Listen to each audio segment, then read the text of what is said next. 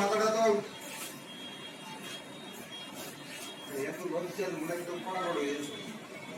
মোবাইলটা নিয়ে যাচ্ছি তো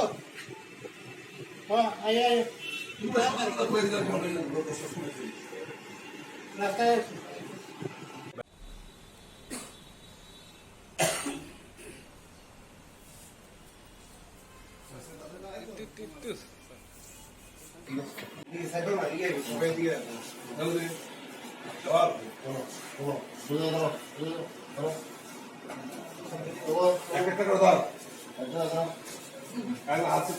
কালকে একবার মাথা ঠান্ডা করছিল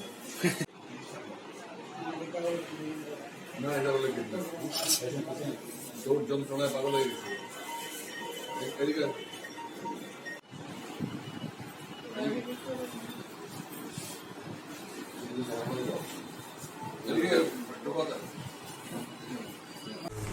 একটা টিম তৈরি করা হয়েছিল বেশ কিছুদিন ধরে বিভিন্ন জায়গা থেকে মোবাইল প্লাস হচ্ছে ল্যাপটপ চুরি যায়। তো এ সংক্রান্ত আমরা দুটো মামলা গ্রহণ করি। একটা হচ্ছে কেস নাম্বার 82 জনৈক অশোক কুমার পাটোয়ারি ডিমসাগর, উনি একটা অভিযোগ করেন আমাদের কাছে যে 24/4/2019 তারিখে ওনার একটা ল্যাপটপ চুরি যায় ডেল কোম্পানি। তো এরপরে আমরা কালকে আমাদের টিম কার্তিক দেবনাথ এবং অনুপ ত্রিপুরা দুজনকে আটক করে এই সংক্রান্ত মামলায়।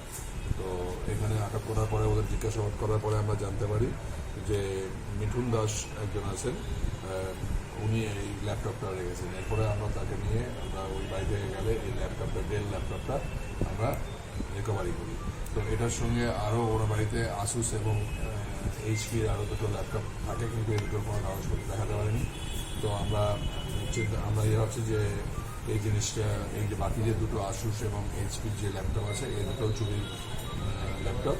তো আমরা কনসার্ন যে মালিক তাদেরকে আমরা খবর দিচ্ছি যে যদি আইডেন্টিফাই করতে পারে তাহলে আমরা ল্যাপটপটা ফেরত দেবো। এছাড়াও গত 8 তারিখ রামনগর রোড নাম্বার 1 থেকে বিষ্ণু চক্রবর্তী ওনার একটা মোবাইল, স্যামসাং মোবাইল এবং কিছু টাকা পয়সা চুরি যায়।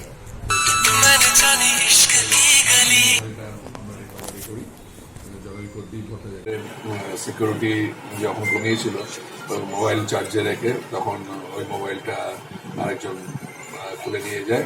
তারাও আমাদের কাছে একটা অভিযোগ করে, তো সেই মোবাইলটাও আমরা এখানে রিকভারি করি। মোট 3টে ল্যাপটপ আর 3টে মোবাইল আমরা রিকভারি করি। না, এটা বিভিন্ন জায়গা থেকে কালেক্ট করে তারপরে। চোর আমরা এখনো পর্যন্ত 3 জন, আর মাল পজিশনে রাখা চুরির মাল কেনার জন্য আরেকজন।